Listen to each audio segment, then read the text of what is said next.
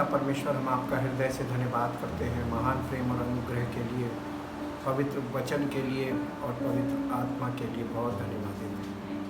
आपका प्रेम अनुग्रह हमें आपके वचन और आपके आत्मा के द्वारा प्राप्त होता है।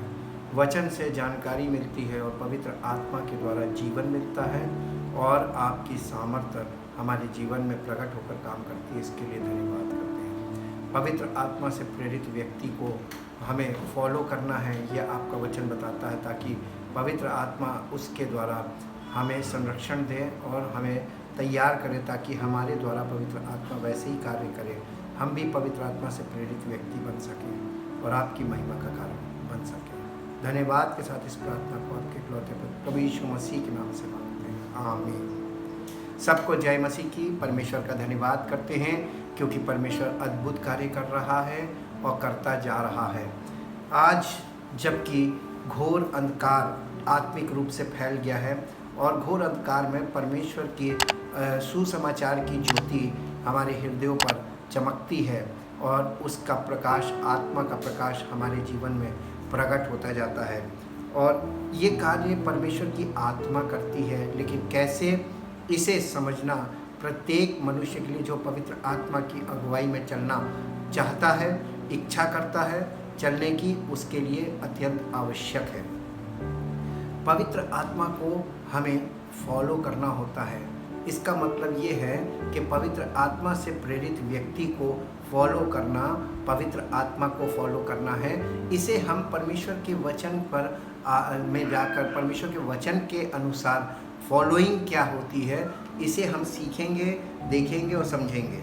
जब हम किसी व्यक्ति को जो पवित्र आत्मा से शासित जीवन व्यतीत करता है उसके पीछे चलते हैं तो इसे फॉलो करना कहते हैं। लेकिन ऐसा करने के लिए भी हमको आत्मिक दृष्टिकोण से ये समझना और देखना आना चाहिए कि जिसके अनुसार हम जीवन जी रहे हैं या जिसको हम फॉलो कर रहे हैं वो वास्तव में पवित्र आत्मा के द्वारा जीवन व्यतीत करता है या केवल बाहरी रूप को देखकर हमें ऐसा प्रतीत हो रहा है कि वो बहुत आत्मिक है। इसे समझने का सरल तरीका है मत्ती, मरकुस, लूका और यूहन्ना रचित सुसमाचार की पुस्तकें पढ़ना या इन के अनुसार आजकल मूवी भी है यीशु के जीवन चरित्र पर आधारित, उसे देखें और ध्यान दें कि परमेश्वर की आत्मा जिस व्यक्ति के जीवन में होती है और वो व्यक्ति उस आत्मा के अनुसार जीवन व्यतीत करता है तो उसका जीवन कैसा होना चाहिए,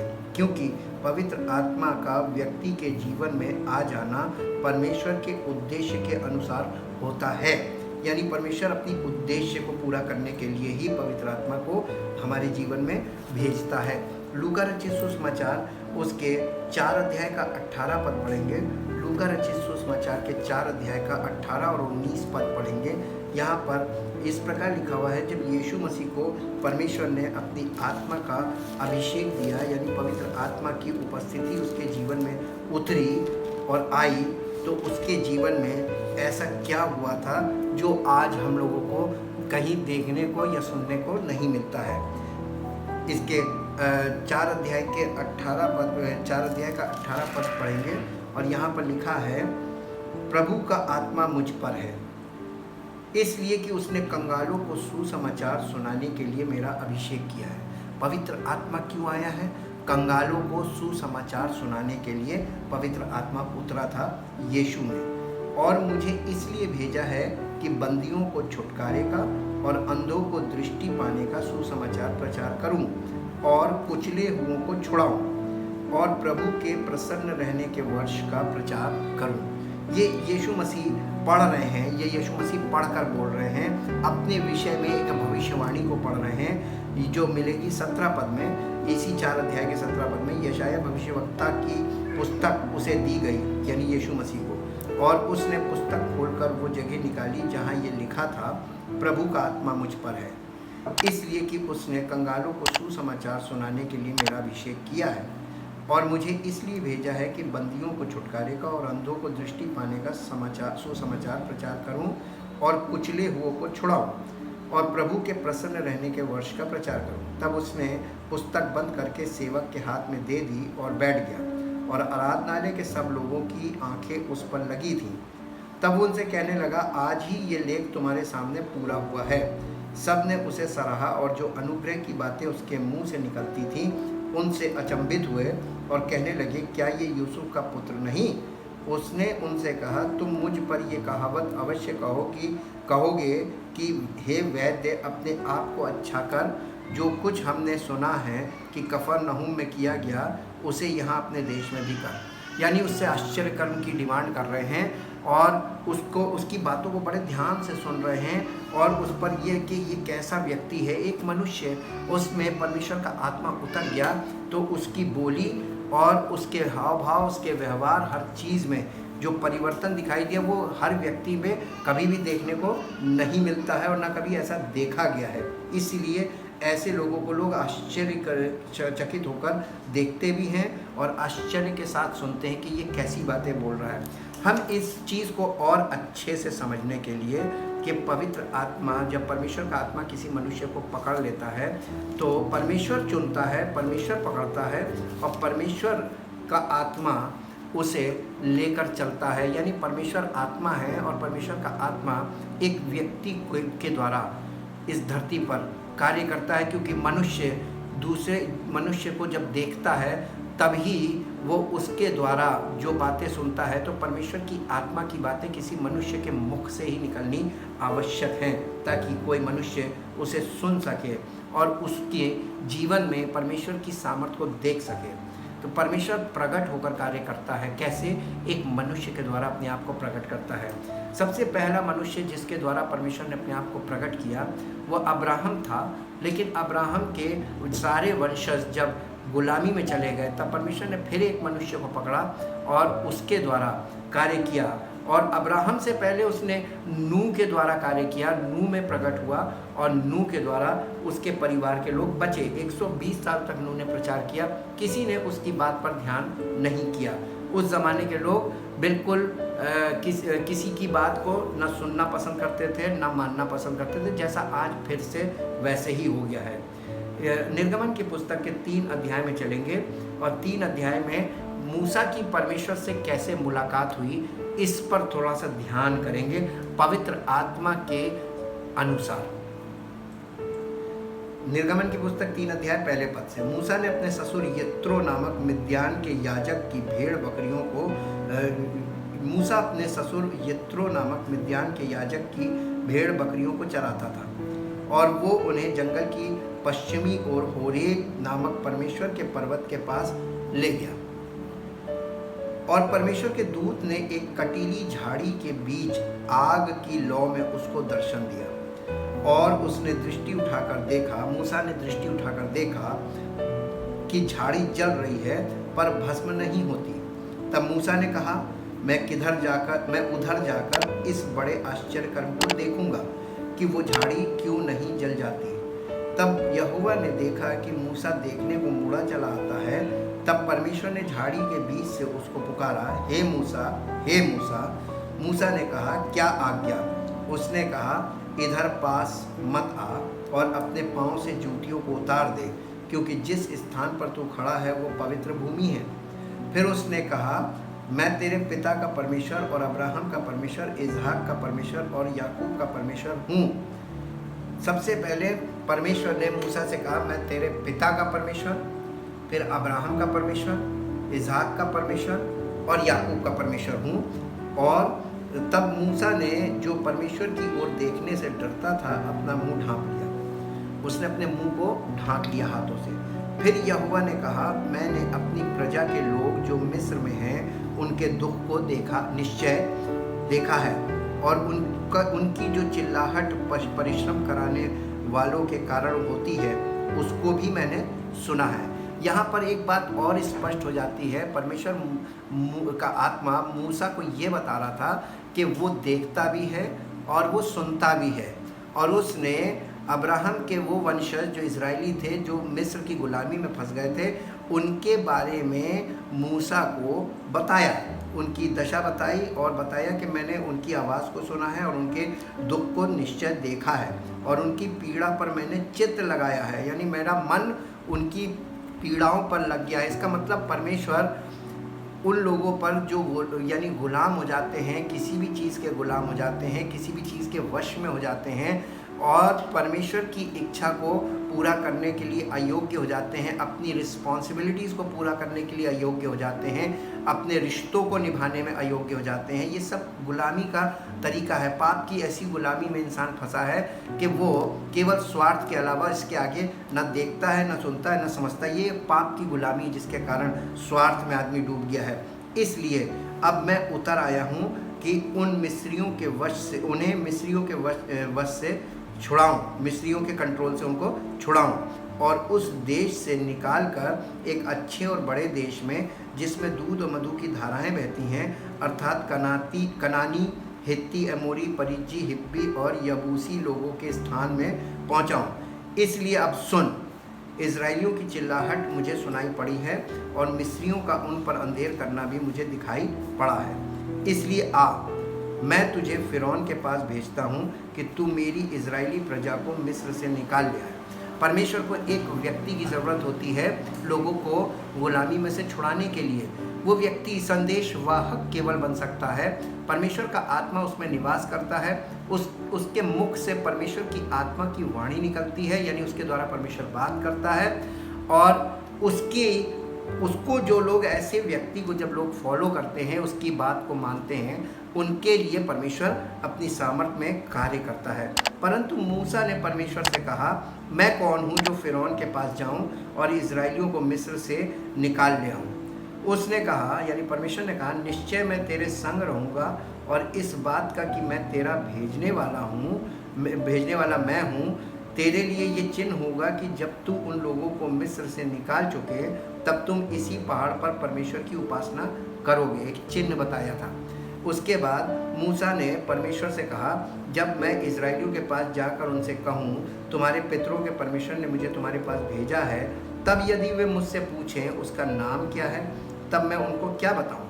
परमेश्वर ने मूसा से कहा, मैं जो हूँ सो हूँ।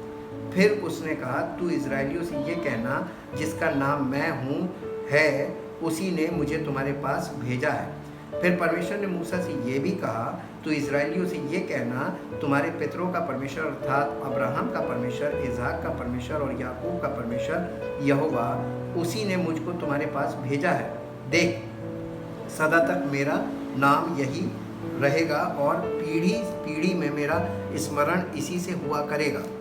इसलिए अब जाकर इज़राइली पुरनियों को इकट्ठा कर और उनसे कह, तुम्हारे पितर अब्राहम, इज़हाक और याकूब के परमेश्वर यहोवा ने मुझे दर्शन देकर ये कहा है कि मैंने तुम पर और तुम से जो बर्ताव मिस्र में किया जाता है उस पर भी चित्त लगाया है, और मैंने ठान लिया है कि तुमको मिस्र के दुखों में से निकाल कर कनानी, हित्ती, एमोरी, परिज्जी, हिब्बी और यबूसी लोगों के देश में ले चलूँगा, जो ऐसा देश है जिसमें दूध और मधु की धाराएं बहती हैं। तब वे तेरी मानेंगे और तू इज़राइली पुरनियों को संग लेकर मिस्र के राजा के पास जाकर उससे यूँ कहना, इब्रियों के परमेश्वर यहोवा ने हम लोगों से यहोवा से हम लोगों की भेंट हुई है, इसलिए अब हमको 3 दिन के मार्ग पर जंगल में जाने दे कि अपने परमेश्वर यहोवा को बलिदान चढ़ाएं। मैं जानता हूँ कि मिस्र का राजा तुमको जाने ना देगा, वरन बड़े बल से दबाए जाने पर भी जाने ना देगा। इसलिए मैं हाथ बढ़ाकर उन सब आश्चर्य कर्मों से जो मिस्र के बीच करूँगा, उस देश को मारूंगा और उसके पश्चात वो तुमको जाने देगा। तब मैं मिस्रियों से अपनी इस प्रजा पर अनुग्रह करवाऊंगा, और जब तुम निकलोगे तब छूछे हाथ ना निकलोगे, वरन तुम्हारी एक एक स्त्री अपनी अपनी पड़ोसन और उनके घर में रहने वाली से सोने चांदी के गहने और वस्त्र मांग लेंगी, और तुम उन्हें अपने बेटों और बेटियों को पहनाना। इस प्रकार तुम मिस्रियों को लूटोगे। फिर उसके बाद 4था अध्याय शुरू होता है। यहाँ परमेश्वर की आत्मा का पूरा कंट्रोल इसके जीवन में आ रहा है। मूसा का अद्भुत सामर्थ्य पाना, यही तो पवित्र आत्मा का पाना है। तब मूसा ने उत्तर दिया, वे मेरा विश्वास नहीं करेंगे, न मेरी सुनेंगे, वरन कहेंगे, यहोवा ने तुझको दर्शन नहीं दिया। वास्तव में आज यही दशा आ गई है कि कोई अगर आपको कुछ भी सुनाए तो पवित्र आत्मा परमेश्वर के वचन के द्वारा इस बात में हमें सावधान करता है कि हर एक का विश्वास मत करो। इसलिए ये जायज़ सवाल था।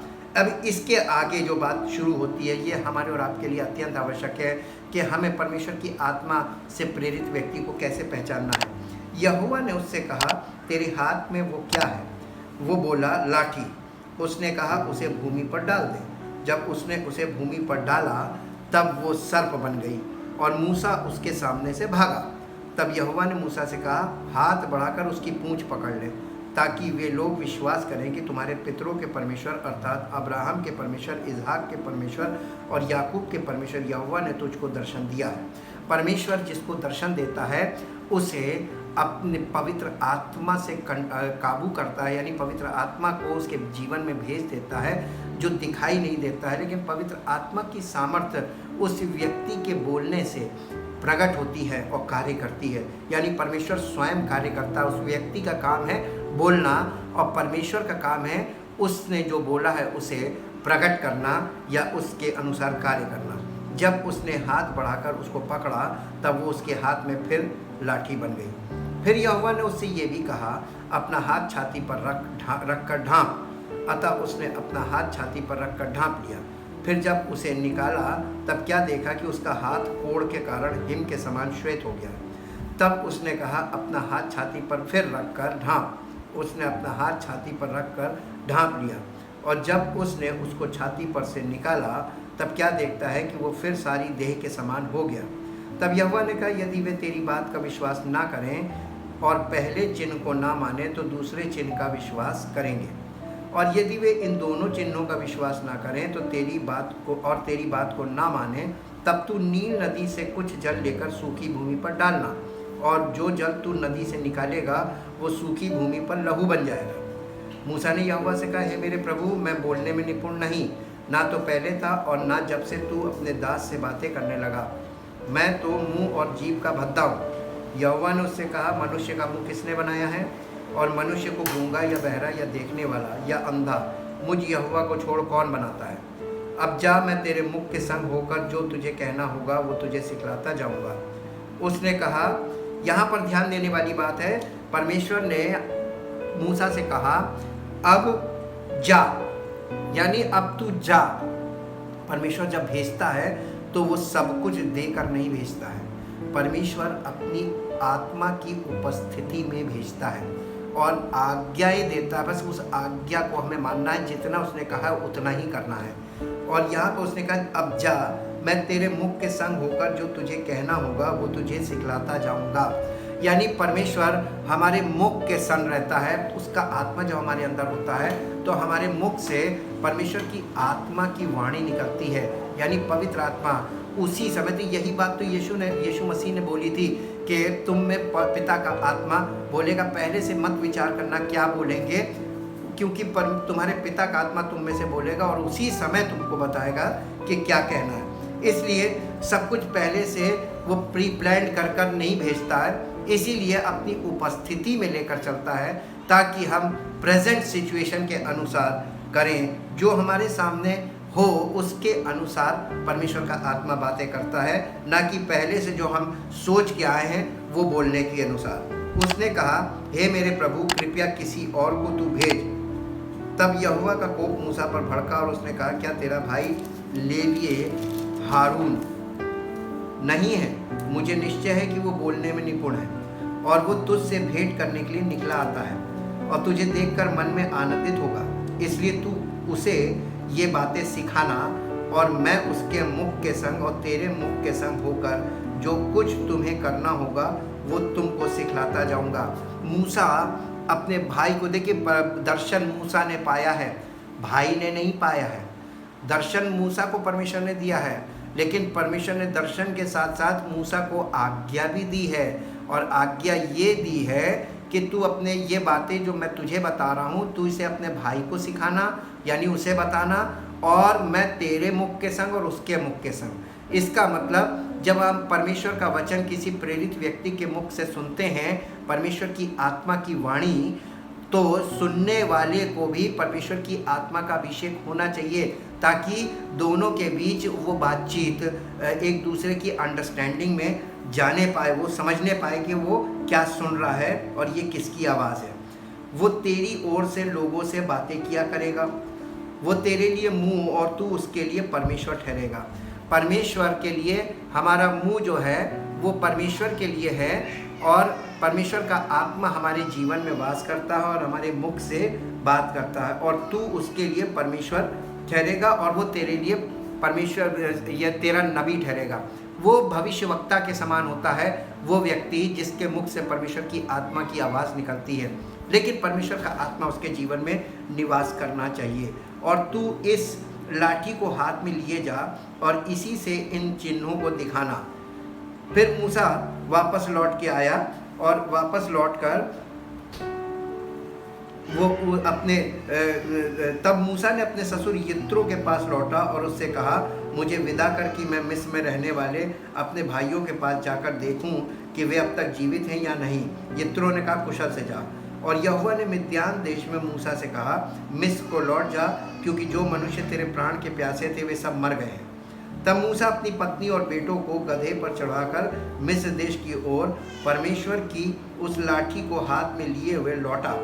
तब यहोवा ने मूसा से कहा, जब तू मिस्र में पहुँचे तब ध्यान रहे कि जो चमत्कार मैंने तेरे वश में किए हैं उन सबों को फ़िरौन को दिखलाना, परंतु मैं उसके मन को हठीला करूँगा और वो मेरी प्रजा को जाने न देगा। और तू फ़िरौन से कहना, यहोवा यूँ कहता है कि इज़राइल मेरा पुत्र वरन मेरा जेठा है, और मैं जो तुझसे कह चुका हूँ कि मेरे पुत्र को जाने दे कि वो मेरी सेवा करें, और तूने अब तक उसे जाने नहीं दिया है। इस कारण मैं अब तेरे पुत्र वरन तेरे जेठे को घात करूँगा।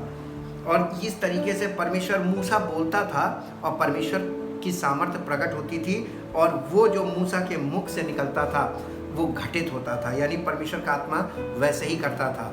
लेकिन परमेश्वर का आत्मा जो करना चाहता था उसी को मूसा बोलता था। ये ध्यान देने वाली बात है, क्योंकि मूसा अपनी इच्छा से कुछ नहीं बोलता था।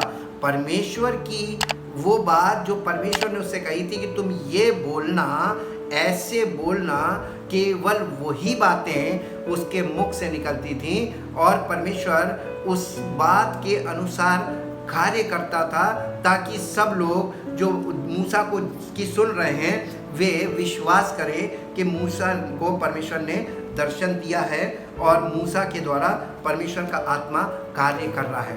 परमेश्वर आत्मा से प्रेरित व्यक्ति को पहचानने का यही तरीका है कि परमेश्वर का आत्मा उसके मुख से जब बातें करेगा, और जो लोग इन बातों को एक्सेप्ट नहीं करेंगे उनके जीवन में परमेश्वर कार्य नहीं करेगा। लेकिन जो लोग उस व्यक्ति की बातों को गंभीरता से सुनेंगे और उसको ग्रहण करेंगे और उस पर विश्वास करेंगे, उनके जीवन में परमेश्वर की आत्मा की सामर्थ्य प्रकट होगी और कार्य करेगी।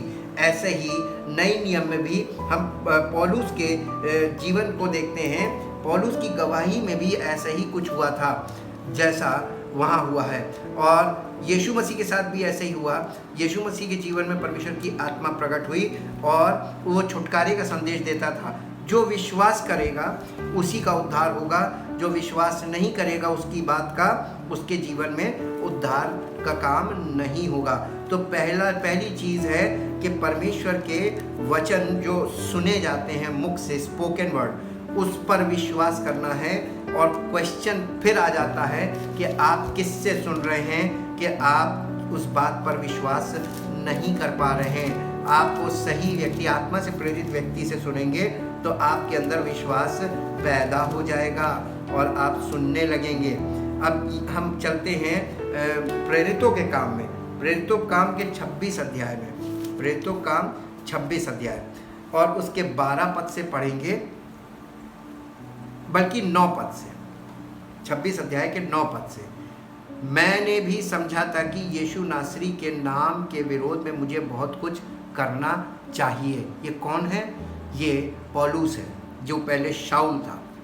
10वें पद में लिखा है, और मैंने यरूशलेम में ऐसा ही किया और प्रधान याजकों से अधिकार पाकर बहुत से पवित्र लोगों को बंदी गृह में डाला, और जब वे मार डाले जाते थे तो मैं भी उनके विरोध में अपनी सम्मति देता था। हर आराधनालय में मैं उन्हें ताड़ना दिलाकर यीशु की निंदा करवाता था, यहाँ तक कि क्रोध के मारे ऐसा पागल हो गया कि बाहर के नगरों में भी जाकर उन्हें सताता था। ये मसीही लोगों को सताता था पौलुस। ये जब शाऊल था, इसके हृदय परिवर्तन का वो है इसमें गवाही। इसी धुन में जब मैं प्रधान याजकों से अधिकार और आज्ञा पत्र लेकर दमिश्क को जा रहा था, तो हे राजा, मार्ग में दोपहर के समय मैंने आकाश से सूर्य के तेज से भी बढ़कर एक ज्योति अपने और अपने साथ चलने वालों के चारों ओर चमकती हुई देखी। जब हम सब भूमि पर गिर पड़े, तो मैंने इब्रानी भाषा में मुझसे ये कहते हुए एक शब्द सुना, हे शाऊल, तू मुझे क्यों सताता है? पैने पर लात मारना तेरे लिए कठिन है। मैंने कहा, हे प्रभु, तू कौन है? प्रभु ने कहा, मैं यीशु हूँ जिसे तू सताता है। परंतु तू उठ, अपने पांव पर खड़ा हो, क्योंकि मैंने तुझे इसलिए दर्शन दिया है कि तुझे उन बातों का भी सेवक और गवाह ठहराऊं जो तूने देखी है, और उनका भी जिनके लिए मैं तुझे दर्शन दूंगा। और मैं तुझे तेरे लोगों से और अन्य जातियों से बचाता रहूंगा, जिनके पास मैं अब तुझे इसलिए भेजता हूँ कि तू उनकी आंखें खोले कि वे अंधकार से ज्योति की ओर और शैतान के अधिकार से परमेश्वर की ओर फिरे, कि पापों की क्षमा और उन लोगों के साथ जो मुझ पर विश्वास करने से पवित्र किए गए हैं मीरास पाएं। अतः हे राजा अग्रिप्पा, मैंने उस स्वर्गीय दर्शन की बात ना टाली, परंतु पहले दमिश्क के, फिर यरूशलेम के और तब यहूदिया के सारे देश के रहने वालों को और अन्य जातियों को समझाता रहा कि मन फिराओ और परमेश्वर की ओर फिरकर मन फिराओ के योग्य काम करो। इन बातों के कारण यहूदी मुझे मंदिर में पकड़ के मार डालने का यत्न करते थे, परंतु परमेश्वर की सहायता से मैं आज तक बना हूँ और छोटे बड़े सभी के सामने गवाही देता हूँ, और उन बातों को छोड़ कुछ नहीं कहता जो भविष्यवक्ताओं और मूसा ने भी कहा कि होने वाली हैं, कि मसीह को दुख उठाना होगा और वही सबसे पहले मरे हुओं में से जी उठकर हमारे लोगों में और अन्य जातियों में ज्योति का प्रचार करेगा। जब वो इस रीति से उत्तर दे रहा था, तो फेस्तुस ने ऊंचे शब्द से कहा, हे पौलुस, तू पागल है, बहुत विद्या ने तुझे पागल कर दिया है। परंतु पौलुस ने कहा, हे महामहिम फेस्तुस, मैं पागल नहीं परंतु सच्चाई और बुद्धि की बातें कहता हूँ। राजा भी, जिसके सामने मैं निडर होकर बोल रहा हूँ, ये बातें जानता है, और मुझे विश्वास है कि इन बातों में से कोई उससे छिपी नहीं, क्योंकि ये घटना किसी कोने में नहीं हुई। हे राजा अग्रिप्पा, क्या तू भविष्यवक्ताओं का विश्वास करता है? हाँ, मैं जानता हूँ कि तू विश्वास करता है। तब अग्रिप्पा ने पौलुस से कहा, तू थोड़े ही समझाने से मुझे मसीही बनाना चाहता है? पौलुस ने कहा, परमेश्वर से मेरी प्रार्थना है कि क्या थोड़े में क्या बहुत में, केवल तू ही नहीं परंतु जितने लोग आज मेरी सुनते हैं, इन बंधनों को छोड़ वे मेरे समान हो जाए। तब राजा और हाकिम और बिरनीके और उनके साथ बैठने वाले उठ खड़े हुए और अलग जाकर आपस में कहने लगे, ये मनुष्य ऐसा तो कुछ नहीं करता जो मृत्यु दंड या बंदी गृह में डाले जाने के योग्य हो। अग्रिप्पा ने फेस्तुस से कहा, यदि ये मनुष्य कैसर की दुहाई ना देता तो छूट सकता था। पौलुस की गवाही, पवित्र आत्मा से प्रेरित व्यक्ति जब बोलता है तो राजा तक उसकी बात सुनकर हिल गया, क्योंकि वो सत्य बोल रहा था। जब हम सत्य को लेकर खड़े होते हैं और परमेश्वर की आत्मा की अगुवाई में सत्य को बोलते हैं, परमेश्वर की आत्मा की अगुवाई में जीवन बिताते हैं, तो हमारा जीवन परमेश्वर की महिमा से परिपूर्ण होता है। और जब कोई व्यक्ति ऐसे व्यक्ति की बात को सुनकर उस पर विश्वास नहीं करता है, तो उस व्यक्ति के जीवन में परमेश्वर कार्य नहीं करता। लेकिन जो लोग उसकी सुनकर विश्वास करते हैं, यानी मान लेते हैं कि वो जो कह रहा सही है और उसको भरोसे से ग्रहण कर लेते हैं, उनके जीवन में परमेश्वर की सामर्थ्य प्रकट होकर कार्य करती है। सबसे मुख्य बात ये है कि हमें पवित्र आत्मा को कैसे फॉलो करना है। इस संबंध में जब आप पवित्र आत्मा से प्रेरित व्यक्ति से मुलाकात करते हैं, तो आपको परमेश्वर की आत्मा का अनुभव होता है, उस सामर्थ्य का अनुभव होता है जो उसके बोलने से आपके अंदर प्रकट होती है। जब आपको ऐसा प्रकटीकरण हो और जब आपको लगे कि उस व्यक्ति ने बोला और आपके जीवन में वो चीज़ हो गई, तो उसके बोलने से नहीं हुई, परमेश्वर की आत्मा ने, जब आपने उसकी बात को स्वीकार किया, तो परमेश्वर ने अपनी आत्मा के द्वारा आपके जीवन में उस कार्य को किया जो उसके मुख से बोला गया था। यानी परमेश्वर की आत्मा बुलवाती है, और जब कोई व्यक्ति उस बोली को विश्वास करता है या उस बोली को एक्सेप्ट करता है, उसके जीवन में परमेश्वर की आत्मा कार्य करती है। ये है तरीका पवित्र आत्मा को फॉलो करने का। जब हम फॉलो करते हैं किसी को, तो फॉलो करने के लिए हम जिस व्यक्ति को फॉलो करते हैं उसके पीछे चलते हैं, और पीछे चलते हैं तो वो किस चीज़ को फॉलो करता है हमें ये नहीं मालूम होता है। लेकिन जब हम पवित्र आत्मा से प्रेरित व्यक्ति के पीछे चलते हैं तो पवित्र आत्मा के द्वारा ये गवाही हमारे अंदर आती है कि तुम सही मार्ग में चल रहे हो। आपको अंदर से पवित्र आत्मा, आपके अंदर पवित्र आत्मा गवाही देगा कि you are on the right way, तुम सही मार्ग में हो। ये पौलुस का एक दिव्य दर्शन और उसकी कमजोरी दोनों को मैं आपके साथ बताऊंगा। उसका दिव्य दर्शन यहाँ पर दिया है 2 कुरिन्थियों 12 अध्याय में। यद्यपि घमंड करना मेरे लिए ठीक नहीं, तो भी करना पड़ता है, इसलिए मैं प्रभु के दिए हुए दर्शनों और प्रकाशनों की चर्चा करूंगा। मैं मसीह में एक मनुष्य को जानता हूँ, 14 वर्ष हुए कि ना जाने देह सहित ना जाने देह रहित परमेश्वर जानता है, ऐसा मनुष्य तीसरे स्वर्ग तक उठा लिया गया। मैं ऐसे मनुष्य को जानता हूँ, ना जाने देह सहित ना जाने देह रहित परमेश्वर ही जानता है, कि स्वर्ग लोक पर उठा लिया गया, और ऐसी बातें सुनी जो कहने की नहीं और जिनका मुंह पर लाना मनुष्य को उचित नहीं।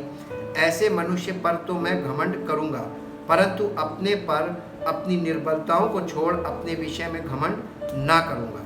क्योंकि यदि मैं घमंड करना चाहूँ भी तो मूर्ख ना हूँगा, क्योंकि मैं सच बोलूँगा तो भी रुक जाता हूँ। ऐसा ना हो कि जैसा कोई मुझे देखता है या मुझसे सुनता है मुझे उससे बढ़कर समझे। सबसे बड़ी बात यह है कि परमेश्वर ऐसा इसलिए करता है, पवित्र आत्मा से प्रेरित व्यक्ति ऐसा इसलिए करता है कि कहीं ऐसा ना हो कि लोग परमेश्वर को छोड़कर उस व्यक्ति को परमेश्वर के रूप में ग्रहण कर लें, उसकी पूजा करने लगे, उसका आदर सत्कार करने लगे, उसको मान सम्मान देने लगे।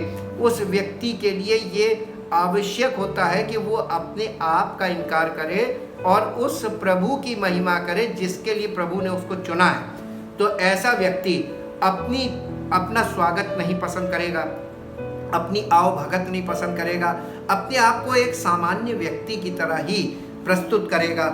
इसलिए कि ऐसा ना हो कि लोग उसी को ईश्वर का स्वरूप समझकर उसकी पूजा करना शुरू कर दे, क्योंकि पौलुस के साथ ऐसा घटित हुआ था, प्रेरितों के काम में लिखा हुआ है उस विषय में।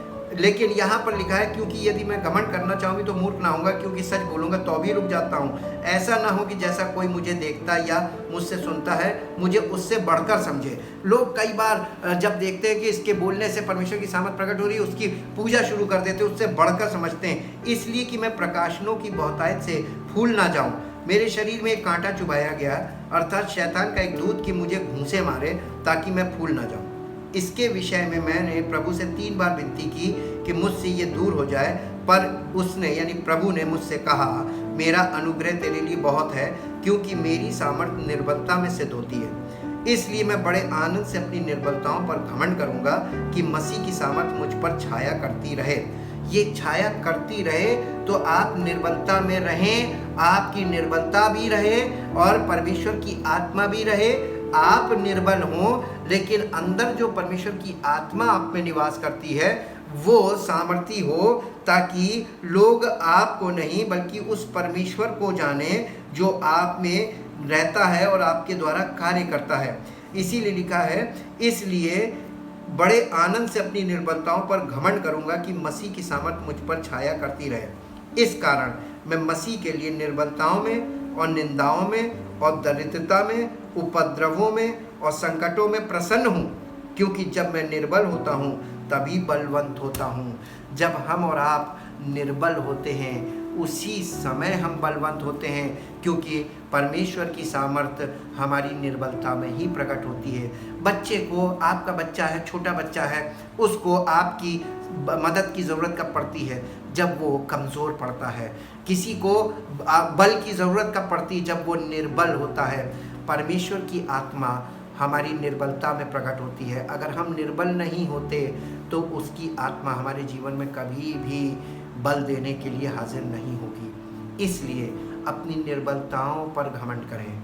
हम निर्बल हैं, हमको लोग निंदा करते हैं, ये लोगों की निर्बलता है। लोग हमको कुछ भी हमारे साथ व्यवहार कर रहे हैं, उनकी निर्बलता है।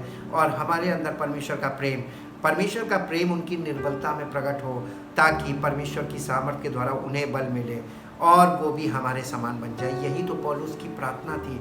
हम भी ऐसे ही प्रार्थना करें। परमेश्वर के वचन में एक पद और पढ़ेंगे, उसके बाद प्रार्थना में चलेंगे, और वो मिलेगा आपको परमेश्वर के वचन में गलातियों की पत्री। यहाँ पर पौलुस ने कलीसिया को चिट्ठी लिखी, 6 अध्याय, गलातियों की पत्री 6 अध्याय, एक दूसरे की सहायता करो, ऊपर हेडिंग है, हे भाइयों, यदि कोई मनुष्य किसी अपराध में पकड़ा भी जाए तो तुम जो आत्मिक हो, यदि कोई आत्मिक व्यक्ति, उसकी परख यहाँ पर हो जाती है, कैसे? डीलिंग से। दूसरी चीज उसकी डीलिंग से प्रकट होती है। तुम जो आत्मिक हो, नम्रता के साथ ऐसों को संभालो और अपनी भी चौकसी रखो कि तुम भी परीक्षा में ना पड़ो। यानी जो परिपक्व है, पवित्र आत्मा से परिपक्व व्यक्ति, वो आत्मिक व्यक्ति है। और आत्मिक व्यक्ति की जिम्मेदारी है कि लोगों से बड़े बड़े अपराध होंगे, सब कुछ होगा, लेकिन हमें उनको डील करना है और हमको उनको यानी अपने पास से दूर कर देना ये हल नहीं है। किसी अपराधी को आप घर से निकाल देते हैं तो आपने उस अपराध को संसार में छोड़ दिया, वो बाहर अपराध करेगा और इस तरीके से नाम उसी परिवार का बदनाम होगा जिस परिवार का वो बंदा है, क्योंकि जहाँ जहाँ वो अपराध करेगा वो उस परिवार का नाम खराब होगा। तुम एक दूसरे का भार उठाओ। इसीलिए आत्मिक लोगों को ये जिम्मेदारी दी गई है कि तुम एक दूसरे का भार उठाओ और इस प्रकार मसीह की व्यवस्था को पूरी करो। क्योंकि यदि कोई कुछ ना होने पर भी अपने आप को कुछ समझता है तो अपने आप को धोखा देता है। पर हर एक अपने ही काम को जांच ले, तब दूसरे के विषय में नहीं परंतु अपने ही विषय में उसको घमंड करने का अवसर होगा, क्योंकि हर एक व्यक्ति अपना ही बोझ उठाएगा। यानी यहाँ पर व्यवहारिक शिक्षा ये है कि हमें अपनी चिंता नहीं करनी है, अपने हित का। जब हम परिपक्व हो गए आत्मिक तौर पर, तो अब हमारी जिम्मेदारी है कि वो जो हम जहाँ पर पहले थे उस जगह आज जो लोग हैं उनके लिए हम उनकी सेवकाई करें, उनको गाइड करें। आइए हम अपने जीवन को उसकी सेवा में समर्पित करें और पवित्र आत्मा को कैसे फॉलो करना है इस बात को सीखें, समझें बुद्धिमानी के साथ, और पवित्र परमेश्वर के वचन के अनुसार पवित्र आत्मा की अगुवाई में चलें। देखिए, पवित्र आत्मा आपके जीवन में भी कार्य करेगा और आपके द्वारा भी कार्य करेगा। इसीलिए तो उसने आपको चुना है। जो लोग आज इस वचन को सुन रहे हैं, इस मैसेज को सुन रहे हैं, उनके जीवन में अगर आपके हृदय में सुनने से उत्तेजना पैदा हो रही है, आप उत्साहित हो रहे हैं अंदर, तो इसका मतलब पवित्र आत्मा ने आपको चुना है और आपको चुना है, लेकिन आपको अगुवाई की ज़रूरत है। एक सही अगुवाई जब आपको मिलेगी, जहाँ से पवित्र आत्मा की आवाज़ आपको क्लियर समझ में आए और आप उस आवाज़ को फॉलो करें। अगर आप इस मैसेज के अनुसार अपने जीवन में करेंगे तो पवित्र आत्मा आपके जीवन में भी कार्य करेगा और आपके जीवन से भी कार्य करेगा और आप मसीह के सेवक बन सकते हैं जिसके लिए उसने आपको चुना है। आइए अपने जीवन को समर्पित करें। हे परमपिता परमेश्वर, अपने जीवन को समर्पित करते हैं। Lord, I surrender our lives. हम अपने जीवनों को आपको समर्पित करते हैं और पूरी तरीके से आपकी पवित्र आत्मा की अगुवाई को ग्रहण करते हैं। आपके वचन के अनुसार, पवित्र आत्मा हमें वचन के अनुसार ही समझाता, सिखाता, बताता है और दिखाता है, ताकि प्रभु आपके वचन के अनुसार हम इन बातों को एक्सेप्ट कर रहे हैं, ताकि हमारे जीवन में आपके वचन के अनुसार हो, आपकी इच्छा के अनुसार हो, आपकी योजना के अनुसार हो और हमारा जीवन आपकी महिमा का कारण बने। हमारे जीवन से भी प्रभु आपकी सामर्थ प्रकट होकर कार्य करें और सारा आदर, सारी महिमा आपको मिले। धन्यवाद के साथ इस प्रार्थना को आपके इकलौते पुत्र प्रभु यीशु मसीह के नाम से मांगते हैं, आमीन। परमेश्वर आपको आशीष दे। Praise the Lord.